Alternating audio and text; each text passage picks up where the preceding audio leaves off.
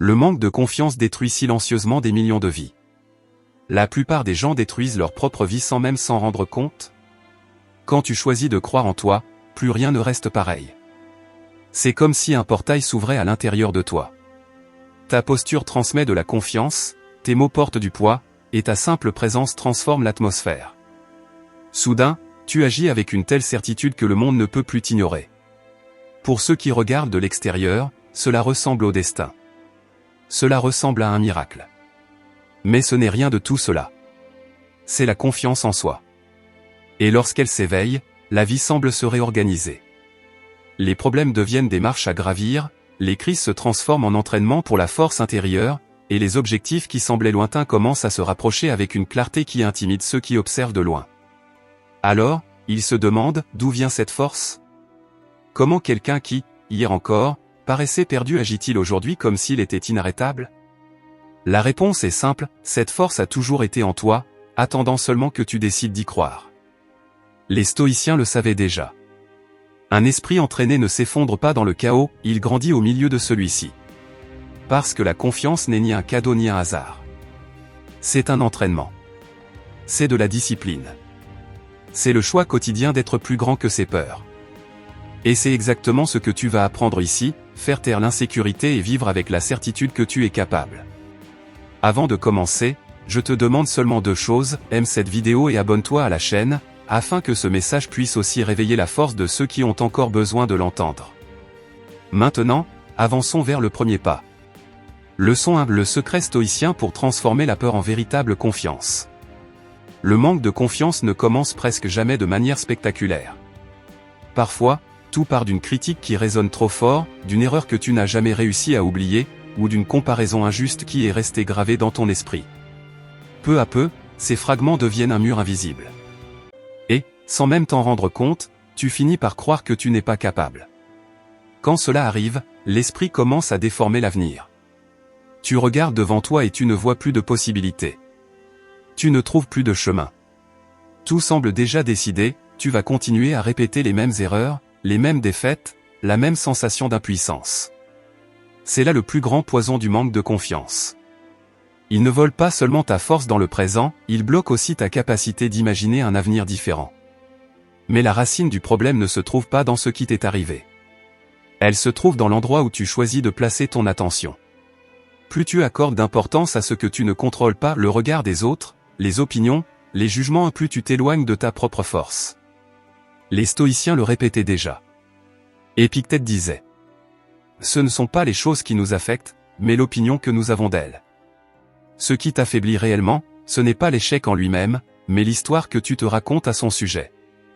Et c'est là que se trouve la clé. Même si personne ne te donne de confiance, tu peux la construire toi-même. Elle ne dépend ni des applaudissements ni de l'approbation des autres. Elle n'est d'action qui reste sous ton contrôle. Tu peux commencer simplement, étudier davantage, t'entraîner plus sérieusement, consacrer plus de temps à quelque chose qui te renforce. De petits choix, répétés avec constance, finissent par devenir ta première victoire. Ta première vraie victoire. Et cette victoire change tout. Parce que la confiance ne naît pas d'un miracle. Elle naît des preuves concrètes que tu te donnes à toi-même. Un résultat, même minuscule, crée un élan puissant. Cet élan crée du mouvement. Il crée de l'énergie. Il crée une nouvelle histoire. Et lorsque tu entretiens ce cycle, victoire après victoire, tu deviens inébranlable. Souviens-toi de ceci, tu n'as pas besoin de 100 victoires pour commencer. Une seule suffit déjà à allumer la flamme de la confiance. Le secret est ensuite de protéger ce feu, de l'alimenter chaque jour, car c'est de là que naît la force capable de transformer toute une vie. Laisse dans les commentaires un emoji de flamme, symbole du feu de la confiance que tu décides d'alimenter à partir d'aujourd'hui. Leçon 2. Entraîne ta compétence et ton mérite. La confiance en soi repose sur deux piliers fondamentaux, se sentir compétent et se sentir digne. Tu crois en toi lorsque tu peux dire « je sais faire cela ». Mais aussi lorsque tu ressens « j'ai fait suffisamment d'efforts pour mériter ce résultat ». Pourtant, ce qui détruit ces piliers n'est pas seulement l'erreur elle-même. C'est l'interprétation que tu lui donnes. Imagine, tu salues quelqu'un dans la rue. La personne ne répond pas. En quelques secondes, ton esprit s'emballe. Qu'est-ce qui ne va pas chez moi? Mais est-ce que je n'ai aucune valeur? Le problème n'était pas la scène. Le problème, c'était l'histoire que tu t'es racontée à son sujet. La même chose se produit dans des situations plus importantes. Tu fais une présentation au travail. Tu bloques. Tu oublies une phrase. Tu as l'impression de ne pas avoir été à la hauteur. Au lieu d'analyser la situation avec lucidité, je ne me suis pas assez préparé, ce sujet ne m'inspire pas, ou encore, aujourd'hui, je n'étais simplement pas dans mon meilleur état, tu généralises. Je n'ai pas de courage. Je ne suis pas capable. Je ne suis pas fait pour ça. Et lorsque cette conclusion est répétée pendant des années, elle cesse d'être une pensée pour devenir une identité. C'est comme construire le puzzle de ta confiance uniquement avec les mauvaises pièces.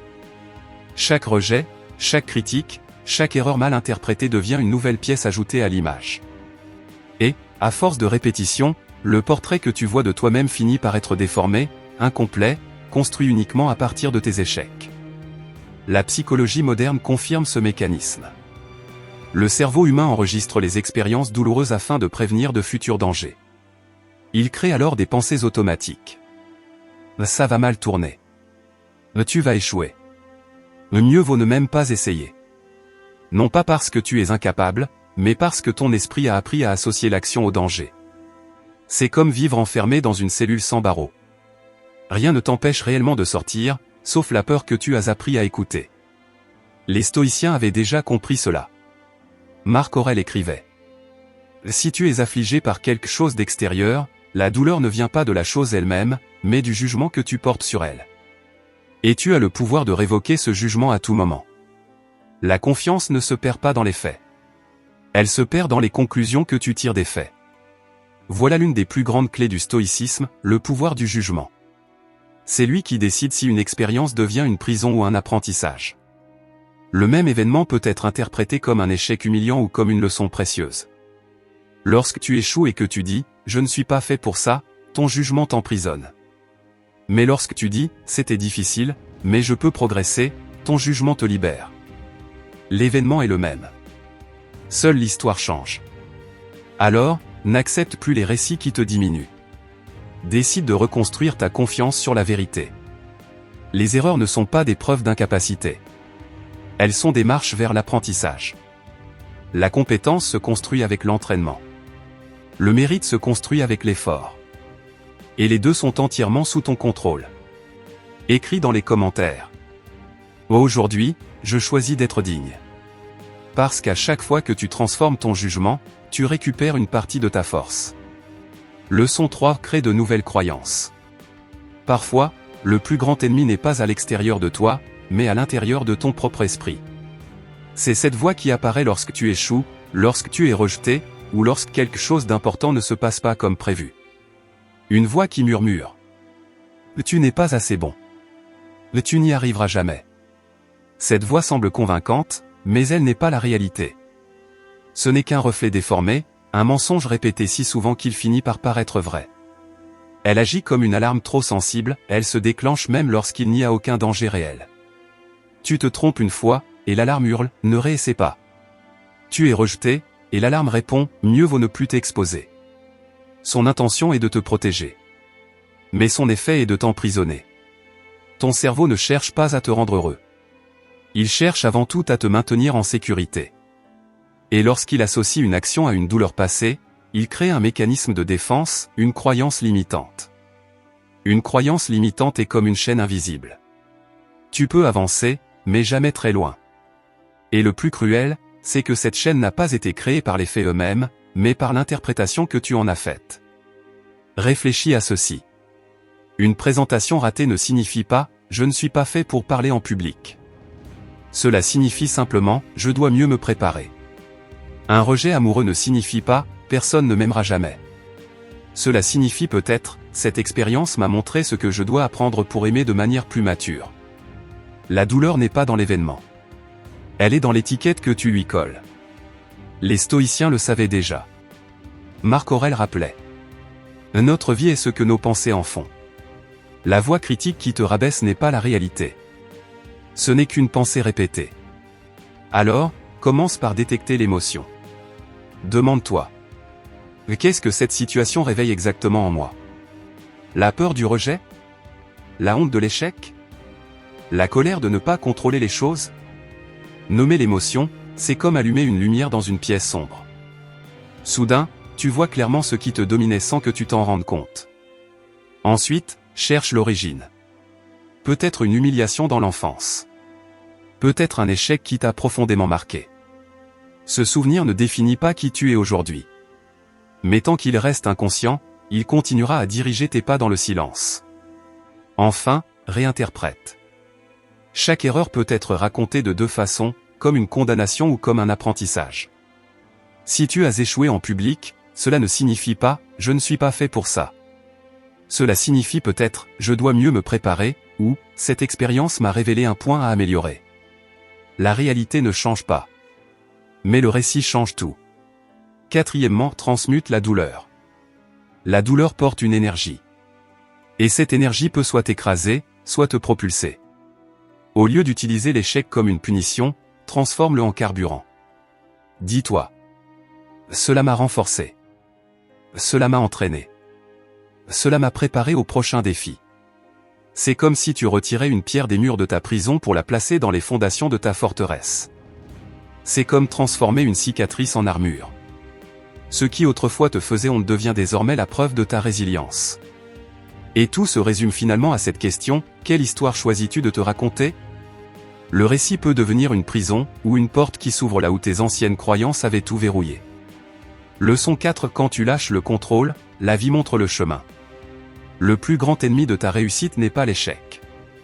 C'est l'attachement au résultat. Depuis l'enfance, nous avons été conditionnés à mesurer notre valeur par ce que nous obtenons, et non par ce que nous apprenons. Une mauvaise note n'était jamais seulement « j'ai raté quelques réponses ».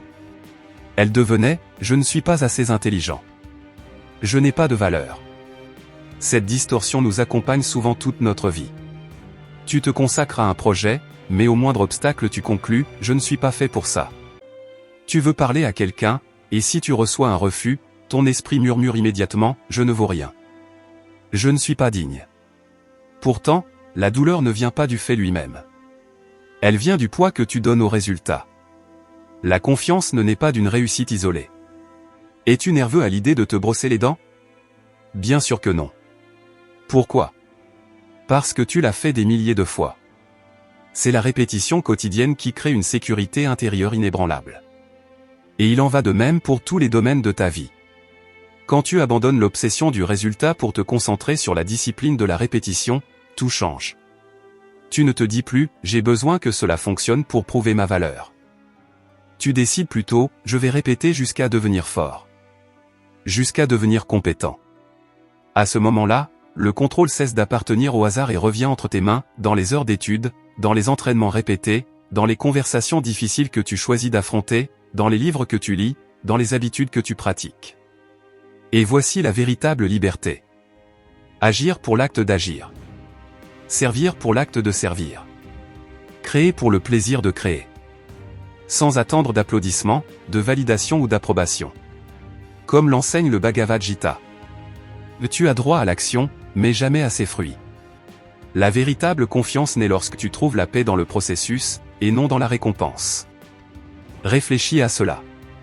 Si ta réussite n'est plus mesurée par les applaudissements, mais par le nombre de pas que tu fais vers ce qui compte réellement, alors tu ne seras plus jamais esclave du résultat. Tu seras libre de grandir. Libre d'agir. Libre de devenir celui que tu veux être. Commence dès aujourd'hui à changer cette perspective dans ton esprit. Fais confiance au processus, pas au résultat. Car chaque fois que tu lâches ton attachement aux fruits, tu gagnes la force d'avancer avec plus de clarté et de liberté. Leçon 5. Crois au pouvoir de te voir autrement. La façon dont tu te perçois détermine jusqu'où tu peux aller. C'est ton autoconcept, l'idée que tu te fais de toi-même, façonnée par tes valeurs, par tes décisions et par le dialogue intérieur que tu répètes chaque jour. Et le plus dangereux, c'est que si tu ne définis pas clairement qui tu veux devenir, alors l'environnement le fera à ta place. Pense à l'autoconcept comme à un contrat sacré que tu signes avec toi-même. Un accord non négociable qui dit « Voici les actions que je vais accomplir chaque jour, parce qu'elles font partie de mon identité. » Peu importe la fatigue. Peu importe les opinions extérieures. Si cela fait partie du contrat, tu l'honores. C'est cet engagement qui construit la véritable confiance. Quand tu penses, parles et agis en cohérence, tu peux enfin dire « j'ai confiance en moi ». Parce qu'une des plus grandes sources d'insécurité n'est pas l'échec, mais l'incohérence. Ressentir une chose. Promettre autre chose. Et agir à l'opposé. Cette fracture intérieure détruit l'estime de soi plus rapidement que n'importe quelle critique extérieure. La psychologie appelle cela la dissonance cognitive. Et c'est l'un des plus grands voleurs de confiance en soi. Voilà pourquoi la confiance ne naît pas de belles paroles, mais d'attitudes concrètes. Tu n'as pas besoin d'attendre la motivation pour agir. Tu dois agir pour réveiller la motivation. Imagine-toi au réveil, fatigué, sans énergie, sans envie de rien. Si tu attends que l'élan apparaisse, tu risques de rester paralysé toute la journée. Mais si tu décides d'agir comme la personne que tu veux devenir, alors tu te lèves. Tu accomplis une tâche. Tu honores le contrat passé avec toi-même. Et soudain, quelque chose change à l'intérieur. L'énergie apparaît. La confiance grandit. Et ton esprit comprend. Je peux compter sur moi-même. Voilà la puissance de l'autoconcept. Tu n'as rien à prouver au monde. Tu dois simplement te prouver à toi-même que tu es fidèle à ce que tu as choisi d'être. Et si cette leçon résonne en toi, écris dans les commentaires. Mon contrat est avec moi-même. Car lorsque tu es aligné avec ton identité, tu développes une confiance que personne ne peut ébranler. Leçon 6: transformer l'action en identité. Tu n'attends pas d'être pour agir. Tu agis pour devenir. C'est ce principe qui transforme les rêves en réalité. D'abord tu fais. Ensuite tu deviens. Le piège de la majorité est de croire l'inverse. Quand j'aurai plus confiance en moi, j'agirai. Quand j'aurai du succès, je me sentirai légitime. Mais la vie ne fonctionne pas ainsi. Si tu attends d'avoir pour commencer, tu ne commenceras jamais. L'ordre est différent. Tu agis. Tu persistes. Tu prends position. Et ensuite, l'identité suit. C'est pourquoi chaque jour, tu devrais te poser cette question essentielle.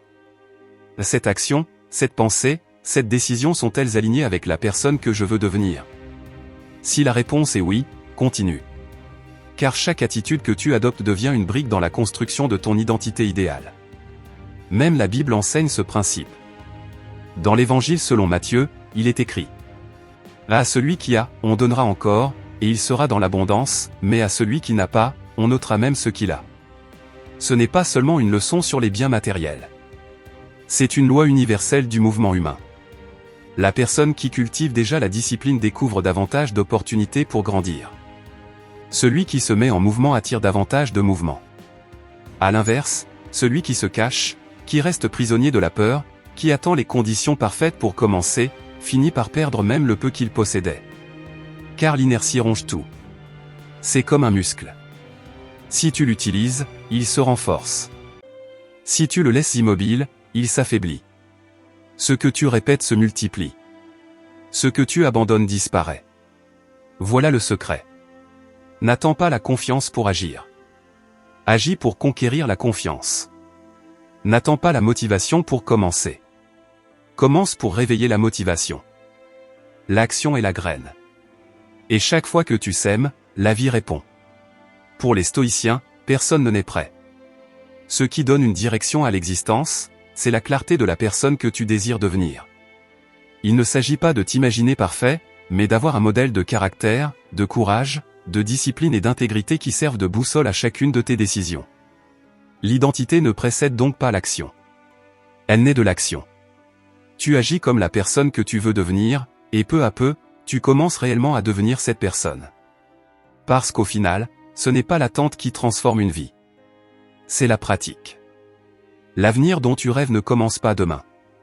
Il commence dans la manière dont tu choisis d'agir aujourd'hui. Leçon 7: entraîne ton esprit à ne plus jamais perdre sa direction. Combien de fois t'es-tu promis de changer? De t'entraîner? D'étudier? D'arrêter de remettre les choses à plus tard? Et combien de fois as-tu abandonné quelques jours plus tard? C'est l'une des douleurs les plus profondes, réaliser que tu ne peux plus faire confiance à ta propre parole. Chaque fois que cela arrive, ton esprit enregistre un message silencieux. Ce que je promets, je ne le tiens pas. Et lorsque ce message se répète, la confiance s'effondre.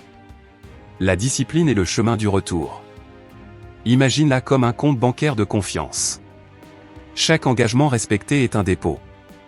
Chaque excuse est un retrait. Avec un solde faible, tu hésites, tu te sabotes, tu doutes de toi-même.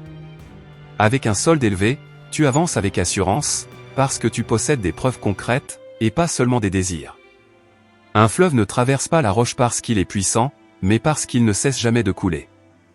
Chaque action répétée jour après jour finit par ouvrir un passage là où tout semblait impossible. Ce n'est pas un spectacle. C'est la constance. Ce n'est pas la chance. C'est la direction. Pour les stoïciens, cela portait un nom, la maîtrise de soi. Le respect de soi ne naît pas de phrases motivantes, mais du fait d'agir conformément à ce qui est juste, surtout lorsqu'il serait plus facile d'abandonner. Quand tu respectes ce que tu as décidé, ton esprit apprend. Je peux compter sur moi-même. C'est pourquoi Marc Aurèle écrivait. Les personnes sans discipline n'ont ni respect ni amour pour elles-mêmes, car elles acceptent de vivre en dessous de ce dont elles sont capables. Imagine une personne dotée d'un immense talent. Quelqu'un qui pourrait atteindre des sommets extraordinaires, mais qui abandonne toujours à la première difficulté. Elle fait des plans grandioses, mais échange constamment l'engagement contre des distractions faciles. Le résultat ? Ce qui aurait pu devenir quelque chose de grand reste seulement une promesse de plus jamais tenue. C'est comme vivre en retirant constamment de l'argent sans jamais effectuer le moindre dépôt. Tôt ou tard, le compte tombe à zéro. Et avec lui disparaît la confiance en soi. Le plus cruel dans tout cela, c'est la perte du respect intérieur, cette sensation silencieuse d'avoir pu devenir davantage. C'est ainsi que naît le mépris de soi silencieux. Non pas par manque de talent, mais par manque de constance. Sans discipline, tu te sabotes toi-même. Tu te diminues lentement, presque sans t'en rendre compte. Mais chaque fois que tu respectes un engagement, même dans le silence, même lorsque personne ne regarde, tu fais un dépôt dans la banque de ta confiance intérieure. Peu à peu, le solde grandit. Et avec lui grandit cette certitude profonde, je peux compter sur moi-même. La discipline n'est pas une punition. C'est le plus grand acte de respect envers la personne que tu as décidé de devenir. Et plus tu honores ce respect, moins le monde parvient à t'intimider. Parce qu'au fond de toi, tu es déjà devenu inébranlable. Au final, ce n'est pas la confiance qui crée la discipline. C'est la discipline qui crée la confiance. Leçon 8: travaille sur toi-même et dépasse la moyenne. La faiblesse la plus dangereuse n'est pas celle qui vient de l'extérieur. C'est celle que tu nourris en silence à l'intérieur de toi, l'accommodement. Il ne crie pas. Il ne fait pas peur.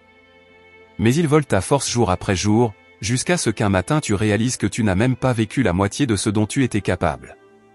La médiocrité est sournoise. Elle se déguise en routine, en confort, en excuses apparemment innocentes. Tu ne remarques même pas le moment où elle commence à t'endormir. Les journées deviennent identiques.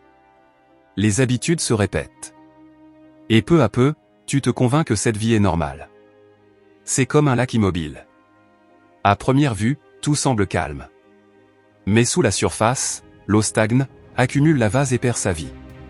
Plus le temps passe sans mouvement, plus il devient difficile de voir au-delà de cette immobilité.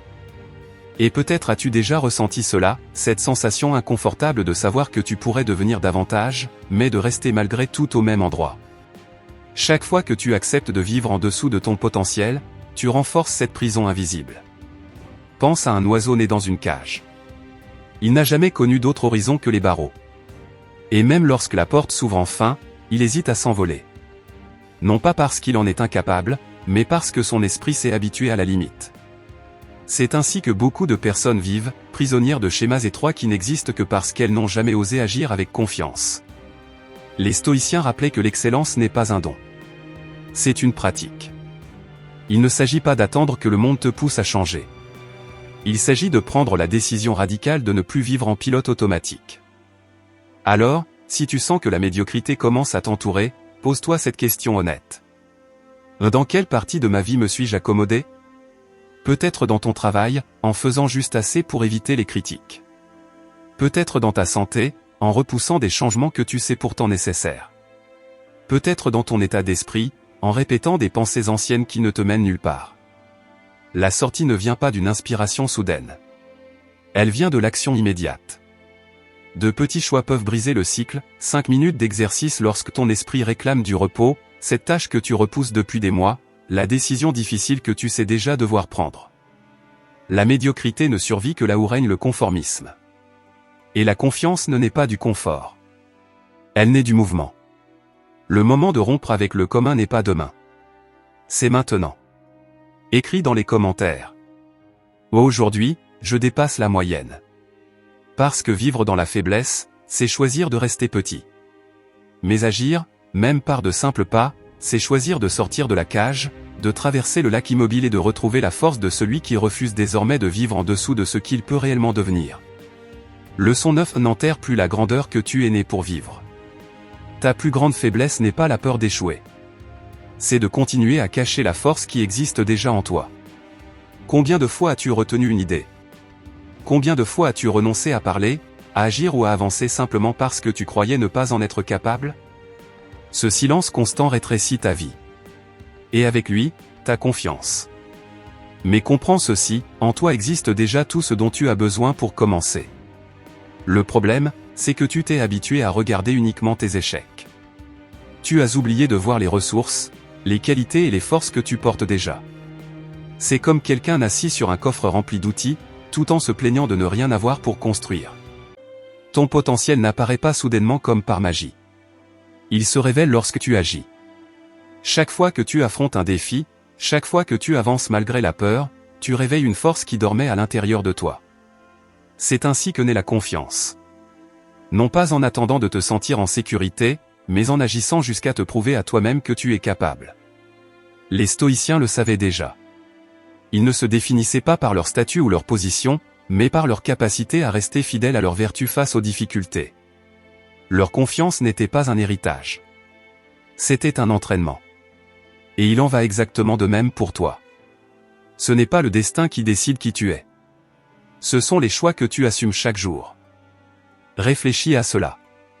Si jusqu'à aujourd'hui tu as vécu en cachant ce que tu as de meilleur, que peut-il arriver lorsque tu commenceras enfin à laisser cette force s'exprimer ?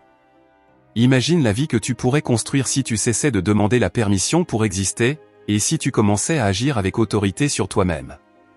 Peu importe le temps que tu as passé à douter. Une seule décision ferme peut changer toute une direction. Ce qui ressemblait à une faiblesse peut devenir une puissance. Ce qui semblait être une limite peut devenir un point de départ. La véritable confiance en soi ne consiste pas à attendre que le monde croie en toi. Elle consiste à devenir la preuve vivante de ta propre force.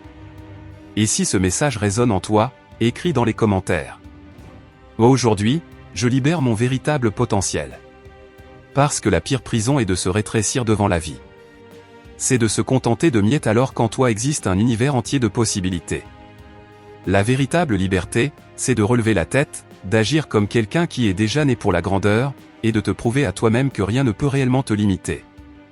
Si cette vidéo t'a aidé à voir la vie sous un angle nouveau, laisse un j'aime, partage-la, et abonne-toi à la chaîne. Et n'oublie jamais ceci. Le temps ne revient pas. Mais la manière dont tu choisis de l'utiliser peut transformer complètement ta vie. Merci d'avoir regardé.